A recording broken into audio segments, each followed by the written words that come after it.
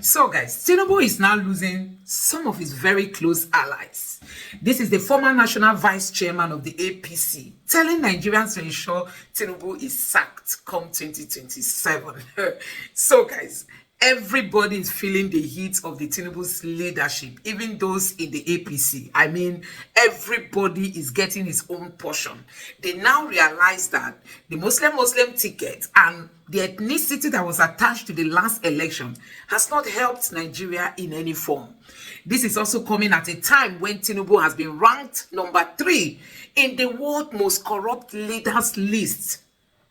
Don't forget, if you watch my last video, I told you guys that even the Australian government is now warning its citizens to avoid coming to places like Nigeria because they risk losing their lives. That's to tell you how the world views the Nigerian government leader, I mean the person of Tinubu. And we all know that there's a whole lot of security threats, especially in the north. Mr. Peter Obi has aired his view as regards to what the Tinubu's government look like. Peter Obi even went ahead to tell the world that some of these politicians, if he sees them at the airport and greets them, they don't respond. They now bear grudges against Mr. Peter Obi, possibly because they know how badly he disrupted the political space in Nigeria. And that is why some of them don't even feel like responding to his greetings. So guys, I'm going to allow you to take a look at what Peter Obi said during this press release. Just take your time. Watch this video for you to understand the state of things in Nigeria. And that is why so many leaders are warning their people not even to come to places like Nigeria, even though our own leaders keep telling us that they are traveling to go look for investors. Take a look at what Mr. Peter Obi said. But I've made up my mind that if this is the end, so be it. Because we can't allow the country. It is difficult to be in opposition in this country. Extremely difficult. Because everything is against you. People don't even want to see you. They don't even want to talk to you. I see colleagues that greet them at the airport, they don't even want to reply. Because they feel they don't want. Tax is a function of productivity. The country is unproductive. So are you going to tax 100 million Nigerians that are living in extreme poverty? Are you going to tax those people I saw in IDP camps yesterday? Are you going to tax the factories that are shut down in Kano? Go to Bompai, go to Shradan 1, Shradan 2. Where are you going to tax? Tax is a function of productivity. When the country is productive, people are gainfully employed, then you can tax them. And we can generate more tax. What we need now is to reflect the country, make it productive, and then we can talk about generating more revenue. Let me assure you, what is on the table now is that everybody who means well should come together to get the country to work. There's a lot of, call it, lies. There's a lot of propaganda. There's a lot of, trying to, bamboozle the people going on here and there, which has to stop. Let's build this country. Let me say it again. None of us is going to be here forever. Those who did it yesterday are no longer here. But if you look at the country, it's collapsing every day. I saw 1,500 kids yesterday, not in school. And I did ask 3 of them, do you want to go to school? They say yes. What are we doing? An indicative of high level of distress. Food insecurity has become a national norm, making Nigeria one of the hungriest countries of the world. Gainfully employed and middle income Nigerians now spend nearly their entire income on feeding, with some resorting to borrowing to eat, just to eat. Fellow Nigerians, Happy New Year. As we begin the new year 2025, it has become imperative for me to speak to you as a Nigerian interested in the progress of the country.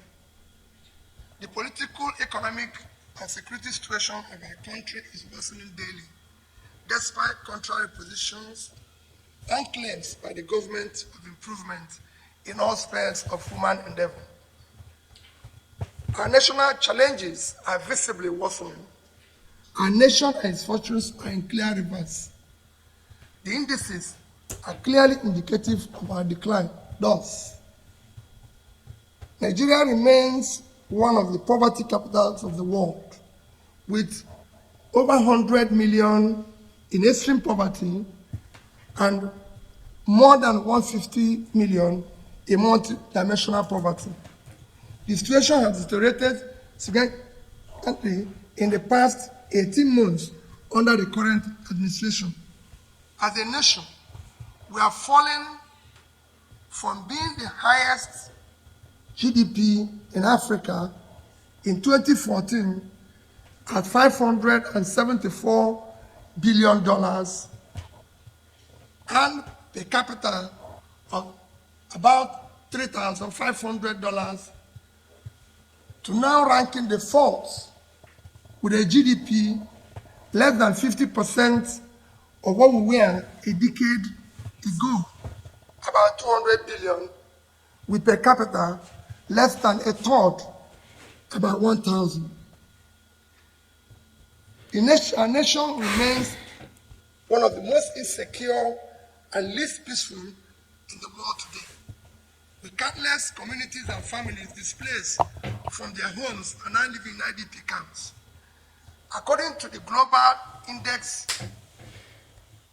Peace Index report, Nigeria ranks 143 out of 163 countries in terms of peacefulness, an indicative of high level of distress. Food insecurity has become a national norm, making Nigeria one of the hungriest countries of the world. Gainfully employed and middle-income Nigerians now spend nearly their entire income on feeding, with some resorting to borrowing to eat, just to eat.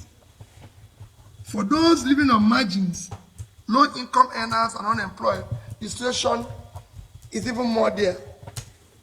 The newly approved minimum wage of 70,000 cannot afford a bag of rice or even half a bag of beans. As a result, many Nigerians go to bed hungry, while a significant number now rely on palliatives and charitable support. Tragically, this has recently led to several avoidable deaths. Nigeria in 2024 hunger index is ranked 110 out of 127 countries measured, reflecting a critical level of hunger and food insecurity. We have earned the dubious distinction of being one of the countries with the largest number of people without access to electricity. In 2024, despite the abysmal and unacceptable power generation and distribution, the frequency of national grid collapse increased significantly. The frequency of national grid collapse increased, where we have almost 12 times in 12 months. As a result, we are now working in referred as a generator country. This persistent lack of adequate energy supply continues to hinder our national development. Corruption, official efficiency, fiscal profligacy, and the mismanagement of public resources continue to rise astronomically in our country, spreading across all spheres of government. Similarly, nepotism and disregard for the Constitution, rule of law, and due process have become the norm. Our national debt has risen astronomically from approximately 15 trillion in 2015 to over 100 trillion today. This sharp increase has occurred within the last 18 months under the current administration. Ironically, these borrowings are largely allocated to generative programs and projects, leaving little to tangible development assets. Inflation remains an all-time high. Businesses are collapsing, and manufacturing companies are barely surviving, further contributing to already high unemployment rates. We hold periodic elections that are no longer genuine. Our electoral process are visibly flawed, lacking transparency and credibility. Although Nigeria is a democratic country, the electoral process falls far below acceptable standards, with the people's vote often not counted. Suggestions on the way forward. From all indication, Nigeria urgently needs selfless and exemplary leadership across the three arms and tiers of government. However, this much-needed exemplary leadership must begin from the top.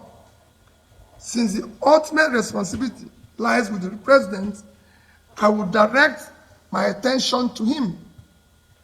Mr. President, present-day Nigeria aligns closely with Dr.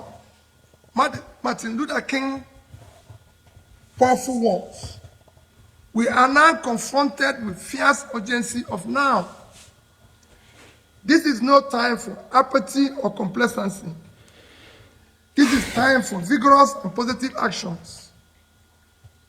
Because we all love Nigeria and desire its prosperity, I would like to suggest some actions I will have personally approached differently. It is time to confront our national problems boldly, decisively, with a sense of urgency. And I suggest as follows: commence a visible and verifiable reduction in cost of governance to be able to allocate much needed resources to critical areas of development such as security, health, education, and poverty alleviation. Aggressively and visible attention should be given to combating corruption effectively. While addressing past corrupt practices, we must ensure proper investigations and recoveries are related to missing funds or their sources.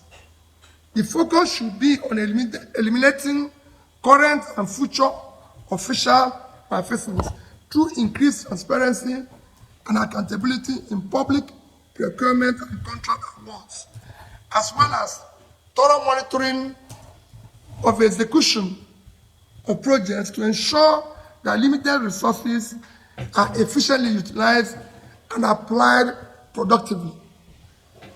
All future borrowings must be tied to regenerative investment and visible productive assets that will benefit the nation. This will ensure both productivity and the ability to service and amortize such loans, rather than continue the current practice of accumulating massive debt with no tangible returns, which places undue strain on future development revenues. Mr. President,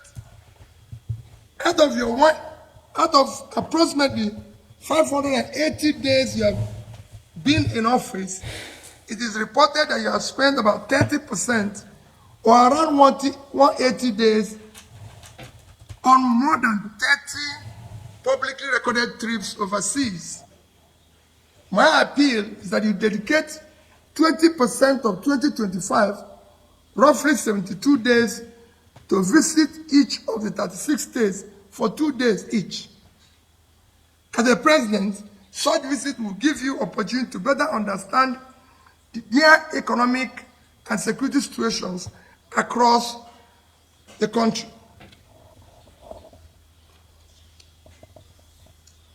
Further, it is time you visit our national hospitals and health facilities. You may consider, for example, that your next medical examination be conducted in one of our national hospitals or regional federal medical centers, such as FMC in Sokoto, Birnin Kebbi, Calabar, Umuahia, Akure, among others. This will allow you to assess the state of healthcare facilities available to Nigerians. It will also help you to understand the condition of our hospitals and clinics, enabling you to make informed decisions on how to upgrade and make them efficient. Endeavor to travel by road to observe the conditions of most highways. You can take short trips, for example, from Calabar in Cross River State to Uyo in Akwa Ibom, a distance of less than 100 kilometers, or from Benin in Edo to Warri in Delta. I recall taking President Obasanjo on a trip from Awka to Onitsha on the federal highway when I was governor of Anambra State. That journey prompted him to immediately approve the construction of parts of the road by Anambra State with subsequent reimbursement by the federal government. Such actions are immensely valuable. Make both impromptu and planned visits to our tertiary institutions where our children and future leaders are being trained. This is essential to familiarize yourself with the available infrastructure, facilities, and amenities. These visits will provide valuable insight into whether the resources of the Tertiary Education Trust Fund are being utilized optimally, and what is needed to sustain education is being implemented. I recall President Shagari visiting University of Nigeria, Nsukka, when I was a student then, and telling us, I've seen the facilities myself, and I assure you of my intervention. Institutional facilities improved significantly thereafter. As Commander-in-Chief, visit our military formations and security agencies, especially during their field operations, and provide them with moral-boosting assurances and support for optimal efficiency. Reiterate that they and their families will always be taken care of. Mr. President, many Nigerians are refugees and exiles in their own country. Visit the IDP camps and assure Nigerians that they will soon be returned to their communities, that they are working hard to restore peace and normalcy in different parts of the country. Mr. President, you are no longer governor of Lagos State. You are now the president of Nigeria. Therefore, consider spending your holidays in different parts of the country. Let your next Salah, Easter, or Christmas holidays be spent in Yola, in Sokoto, Jos, Akure, Yenagoa, Abakaleke, among others. The single most challenging test you face is ensuring the future of elections are credible and to reflect the will of the people. Finally, Mr. President, Nigerians need to hear from you directly, not through your proxies. Quarterly update on what you are doing to improve the situation is crucial. God bless you. God bless Nigeria. Thank you. This is not the first time he's coming out with such optimism. The reality of it is that while we do not expect 100% result, we want to see 100% effort. It's something you can say, for example, we're reducing cost of governance. People need to see it. People need to feel it. You know, I'll wait and see how inflation will come down from 34 to 15%. Because the main driver of inflation, as you know, is food. On the rice, coming down from 100 to about 50, things coming down, all coming down below the minimum wage, then we can begin to say yes. So it is not something you say, it is what you do and what people feel. Governance is about the feeling of the people, not you. Another question, please. That's the first question is on this trip, national trip. Knowing what the presidency start for Nigeria, don't you think Nigerians will be further inconvenienced by the president traveling to states where the road will be locked for hours even before the president comes, and still remain locked hours after he must have left a particular situation?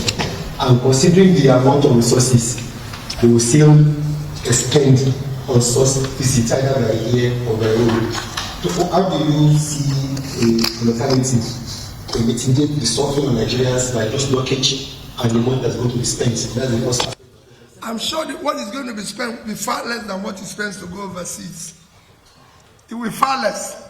And I can assure you that visiting the entire Nigeria will not cost up to a third of what he has spent in these 30 trips, just visiting Nigeria.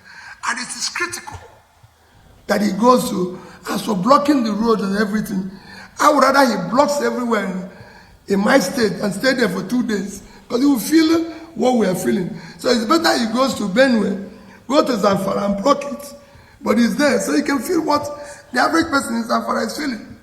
As the president of a country, you must visit the place. Yes, the second aspect is question of seven. The can be one person, one of them, on this major issue.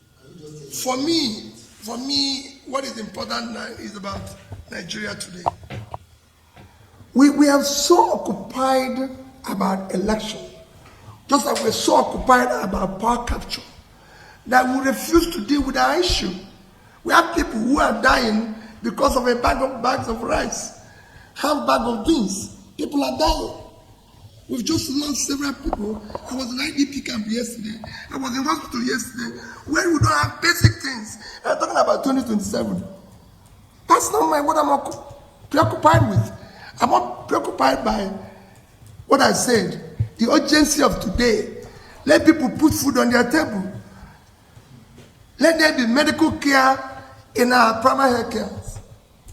Okay, yes, His Excellency, barely 1 year after the 2023 elections, the third force is dismantled, and there is no effective governance without opposition, a strong opposition in the country. And with the way things are going, do you think Nigeria is having a headwind? And how do you think any person from the opposition, even when you have the brain, the intellectual, the ability, even in your common, to play out all the things in government, how can you emerge as a leader of the country?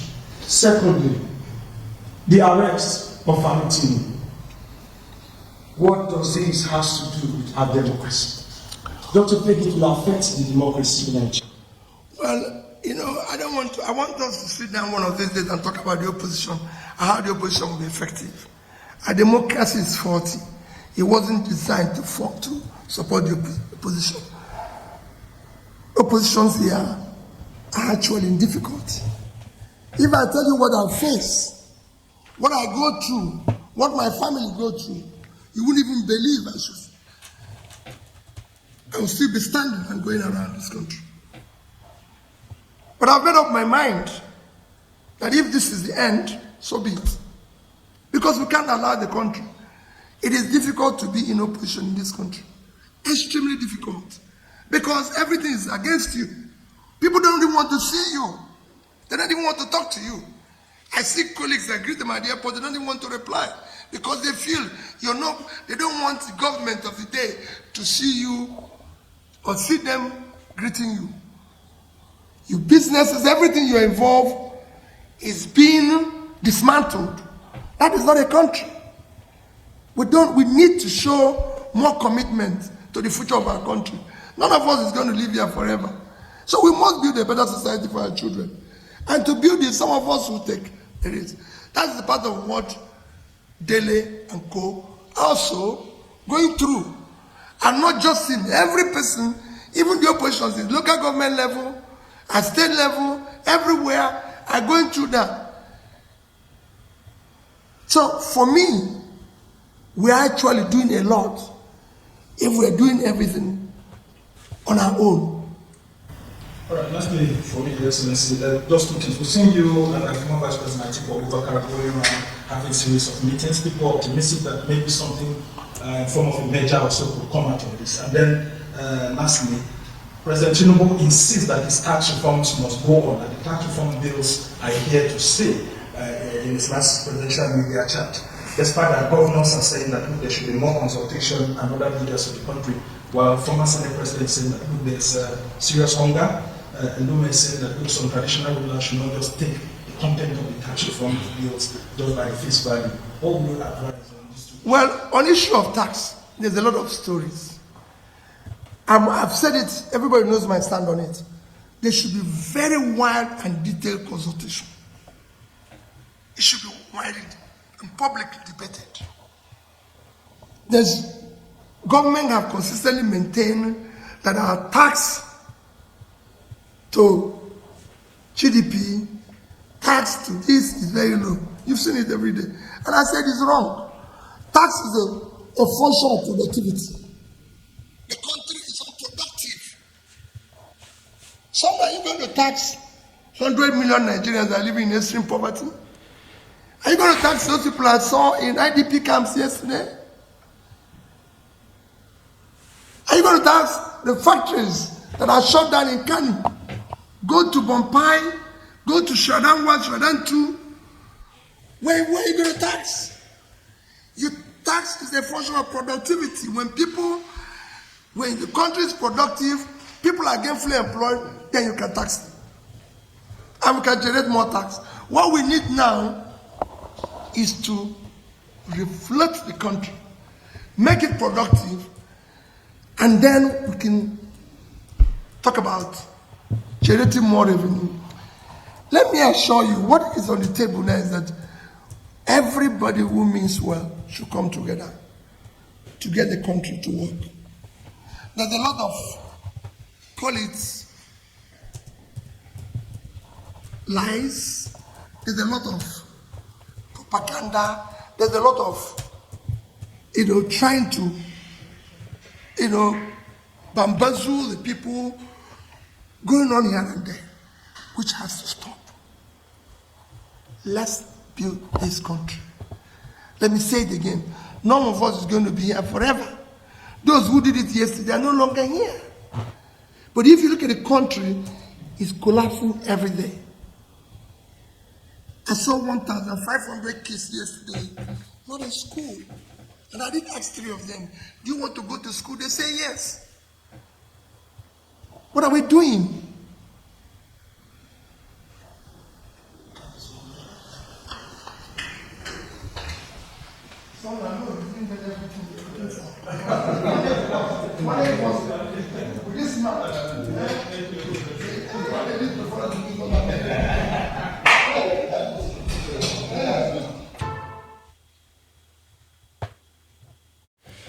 So guys, you have seen it for yourself. When you take a look at everything Mr. Peter Obi said, they are all truth. I mean, there is no lie in what Mr. Peter Obi said. And that is why, because these politicians, they don't want the truth to be told.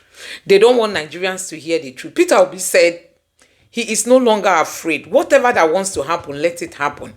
Just for you to know that, honestly, Peter Obi understands that his life is at risk, coming out as an opposition against this government, because they can lay all kinds of allegations against him. They may want to send the DSS. In short, the APC government is that government that hates criticism, forgetting that criticism is one of the things that strengthens our democracy, because democracy is all about the people.